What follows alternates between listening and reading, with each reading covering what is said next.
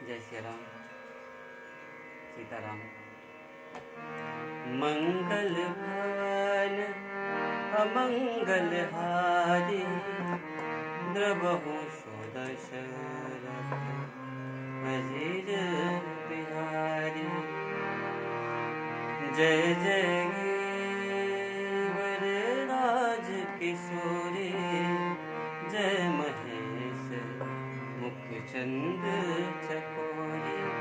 गए गज बदन खड़ानन माता, जगत जननी दामिनी दुतिका।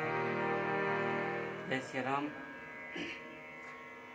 हम वहाँ थे, सखियाँ जब किशोरी जी के साथ में बाग में जाती हैं और बाग में जब एक झलक देखते हैं राम जी, तो प्रभु राम के माथे पे कुछ पसीने की बूंदें आती हैं। कहते हैं, सखियां गाती हैं कि शरद की प्रभात रहे नहीं दोपहरिया,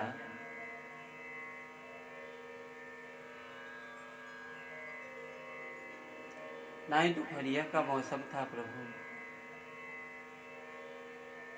और ना ही जेठ की प्रभात रही। जेठ की गर्मी थी, नहीं कुछ काम किए थे, आपके माथे पे इतनी पसीना क्यों? तो हमारी किशोरी जी की सुंदरता को देखकर सखियां भगवान से मानो हंसी करती हैं।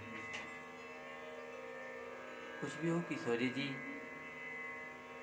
माता गिरजा की पूजा करती हैं। आज भगवान राम की कृपा से पावन पुरुषोत्तम मास के 9वें दिवस में हम पहुंच चुके हैं। श्री मानस की श्रृंखला के माध्यम से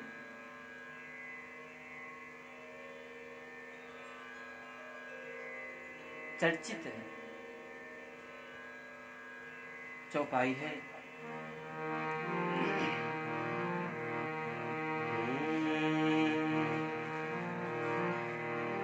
जय जय गिरिवर राज किशोरी, जय महेश मुखचंद चकोरी।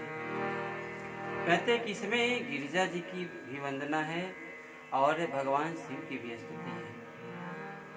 जय गज बदन खड़ानन माता। आप गणेश जी की भी माँ हैं और कार्तिकेय जी की माता हैं। जगत जननी दामिनी दुतिगाता, नहीं तब आदिमा गए अवसाना। अमित प्रभाव वेदु नहीं जाना, भव भव विभव पराभव कारिणी। विश्व विमोहिनी स्वबस बिहारिणी। बहुत ही तरह तरह से स्तुति करती हैं सिया जी, और इसका फल होता है खसी माल मूर्ति मुस्कानी। लुढ़क के मूर्ति से माला और सिया जी के माथे में सर पे आ जाए, गर्दन में पहन लेती हैं, माला आके गिर जाता है मस्तक पे। कहते हैं कि आप मंदिर में जाएं और बिना मांगे पुजारी जी अगर प्रसाद दे दे, माला दे दे, तो समझ जाइए आपके भगवान की बहुत बड़ी कृपा है उसमें। स्वयं साक्षात ठाकुर जी ही आपको दिए हैं, प्रसाद मिलता है, आशीष देती हैं माता गिरजा। मनुजाहि राचे हो मिलहि सोबर, सहज सुंदर सामर। करुणा निधान सुजान, शील स्नेह जानत रावरो। एहि बात गौरी आशीष सुनि सिया, सहित सियाली। तुलसी भवानी पूज पुनि पुनि मुदित मन मंदिर चले, हाँ मुदित मन मंदिर चले। जानी गौरी अनुकूल सियहि हर सुन जाई कहे, मंजुल मंगल मूल वाम अंग फरकण लगे। राम कहा सब कौसुक पाही। राम जी इधर जब आते हैं गुरुदेव के पास तो सारी बातों को कह देते हैं। हे गुरुदेव, हम लोग गए थे बाग में, तो वहाँ जनक जी की पुत्री आई थी सीता, जिनके कारण धनुष यज्ञ हो रहा है। बहुत ही सुंदर थी। उनकी स्वच्छता, उनके सरल स्वभाव को देखकर गुरु बहुत प्रसन्न हो जाते हैं। कहते हैं कि आपको तो बालक जैसे हैं आप राम, जरा भी आपको छल नहीं। आशीष देते हैं, सुफल मनोरथ होहु तुम्हारे, राम लखन सुन भय सुखारे। सुफल मनोरथ होहु तुम्हारे, राम जी को देते तो कहते तुम्हारा, लेकिन तुम्हारे कहते हैं राम लखन दोनों को आशीष देते हैं और दोनों भाई बहुत सुखी होते हैं। इस तरह से धनुष मखशाला में जब जाते हैं तो कहते हैं सबसे ऊंचा एक मंच लगा है। जब दोनों भाई आते हैं धनुष यज्ञ में दूसरे दिन, तो सभी राजा जो दुष्ट प्रवृत्ति के हैं, वे दुश्मन जैसे देख रहे हैं। जिनकी जैसी भावना है वैसे प्रभु दिखते हैं। बाबा तुलसीदास जी एक चौपाई में उसको कहे, जिनके रही भावना जैसी, प्रभु मूरत देखी तिन तैसी, प्रभु मूरत देखी तिन तैसी। सब अलग अलग रूप से देखते हैं, जिनकी भावना जैसी है। कहते हैं कि सब मंचों से एक ऊंचे स्थान पे मंच लगा है, ऊंचा आसन, जिसपे मुनि के साथ दोनों भाई विराजते हैं, दोनों को बैठाते हैं। राजन, रंगभूमि में सीता जी आती हैं।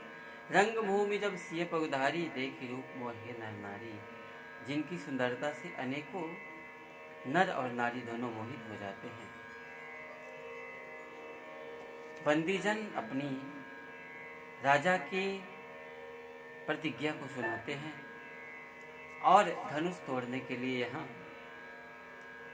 एक राजा नहीं, दो नहीं, 10,000, यहाँ एक बार में वर्णन है कि 10,000 राजा लगते हैं, फिर भी धनुष जरा भी नहीं टस से मस होता है। उठाना तो दूर की बात है, हिला भी नहीं पाते हैं, उसको टार भी नहीं पाते हैं जरा सा भी। डगई न शंभु सरासुर कैसे, जरा भी नहीं धनुष हिलता है कैसे। इस प्रकार से जैसे कामी वचन कितना भी कोई बोलता रहे, लेकिन सती का मन पवित्र होता है। सती नारी जो होती है अपने स्थान से डिगती नहीं है। राजा जनक जब देखते हैं कि अब धनुष टूटना दूर की बात है, तो सोचते हैं कि कैसे हमने बेकार में प्रण ठान लिया। सभी राजा से कहते हैं आप लोग जाइए अपने अपने घर, तजहूँ आस निज निज की जाहूँ, लिखा न विधि वैदेही विवाहु। अब हम समझ लेंगे कि हमारी जानकी का कोई वर नहीं है, जानकी योग्य। आप सब जाएं अपने अपने घर। लेकिन इतना सुनते ही लखनलाल जी क्रोधित हो जाते हैं, गुस्से में कहते हैं कि गुरुदेव की आज्ञा हो तो गेंद के समान इस पृथ्वी को, ब्रह्मांड को उठा लूं। और लखन सपोक बचन जे बोले, डगमगानी में दिग्गज ढोले। धरती मानो डोल उठती है, लेकिन विश्वामित्र बाबा उसी समय शुभ समय जानकर कहते हैं, उठहु राम भंजहु भव चापा, समेटहूँ तात जनक परिता,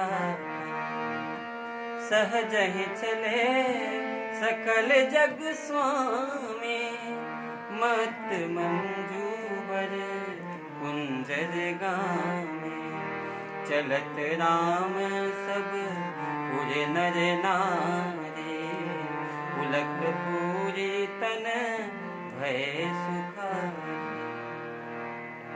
राम जी सहज उठते हैं, चलते हैं और कहते हैं, सीता जी गणेश जी को मनाती हैं कि धनुष अति हल्का हो जाए, और फिर धनुष के पास पहुंचकर भगवान राम पुनः मन ही मन फिर गुरुदेव भगवान को प्रणाम करते हैं, और अगले ही पल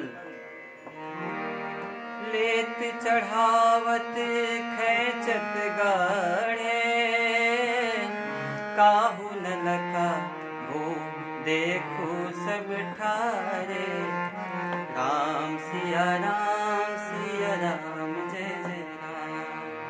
ओ तेहि छन राम मदन तोड़ा, भजे भुवन मुनि घोर कठोरा, राम सिया राम जय जय राम, राम सिया राम जय जय राम, सिया राम जय जय राम। जब धनुष तोड़ते हैं भगवान राम तो बहुत जोर की आवाज होती है और सखियां गाने लगती हैं, तोड़ दिया तोड़ दिया तोड़ दिया रे रघुबर ने धन दिया, तोड़ दिया रे रघुबर ने धन दिया, देश देश के राजा आए, देश देश के राजा आए, सबका गुमान मरोड़ दिया रे रघुबर ने धन दिया, तोड़ दिया रे रघुबर ने धन दिया। और अगले ही पल भगवान राम को सखियां से सिया जी जयमाल पहनाती हैं,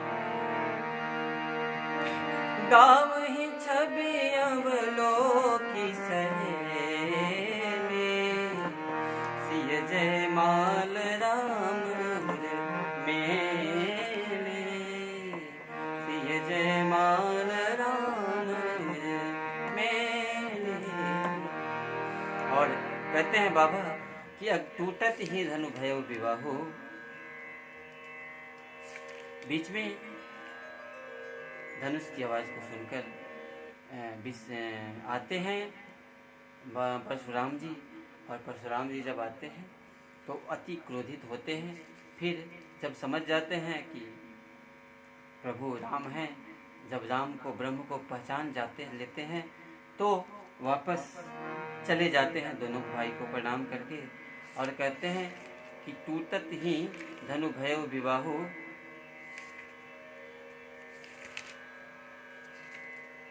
सुर नर नाग विदित सब काहू।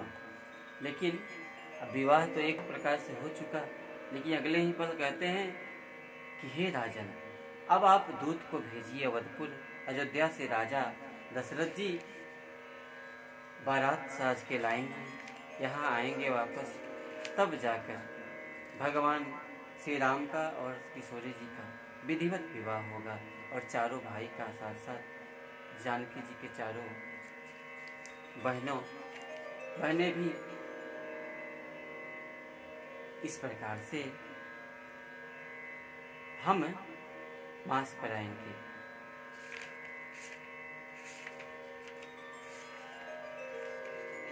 नवम विश्राम का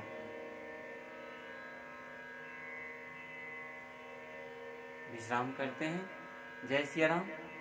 आप सबको देखने के लिए